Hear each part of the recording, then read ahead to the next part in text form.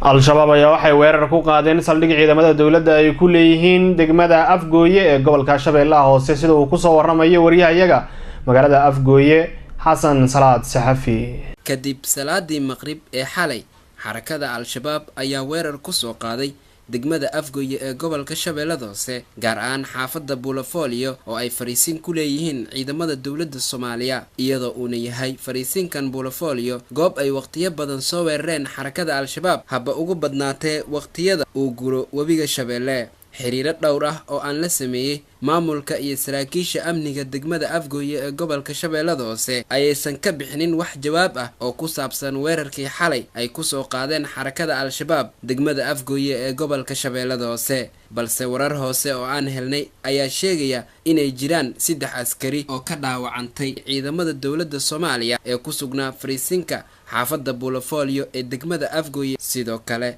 weerarkan la mid ah ay xarakada al-shabaab ka geysteen deegaanka Tixsiile ee duleedka degmada Afgooye ee gobolka Shabeellaha Hoose iyadoona aan la ogeyn khasaaraha rasmiga ah ee ka dhashay dhanka kale deegaanada iyo degmooyinka gobolka Shabeellaha Hoose ayaa waxaa ka soo cusboonaanaya dagaalada u dhaxeeya beelaha wadadega gobolka Shabeellaha Hoose iyadoo ayna haatan xasaradaha ugu badan ay ka taagan yihiin deegaanka Ceelasha Biyaha iyo degmada Qoryooley ee gobolka Shabeellaha Hoose kuwaasi oo ay ku dagaalameen maleeshiya beeleedyo ayna ka dhasheen khasaaro isugu jira dhimasho iyo dhaawac oo soo kala gaaray maleeshiyadii dagaalamay iyo dadkii shacabka ahaa oo ay ku dul dagaalameen maamulka gobolka Shabeellaha Hoose ayaanan ka warbixinin xaaladaha kacsanaanta ah ee ka soo cusboonaaday gobolka Shabeellaha Hoose iyo weerarada teelteelka ah ee xarakada al-shabaab ay ku soo qaadayaan qaybo kamid ah degmooyinka iyo deegaanada gobolka Shabeellaha Hoose. Xasan Salaad, Somali Cable.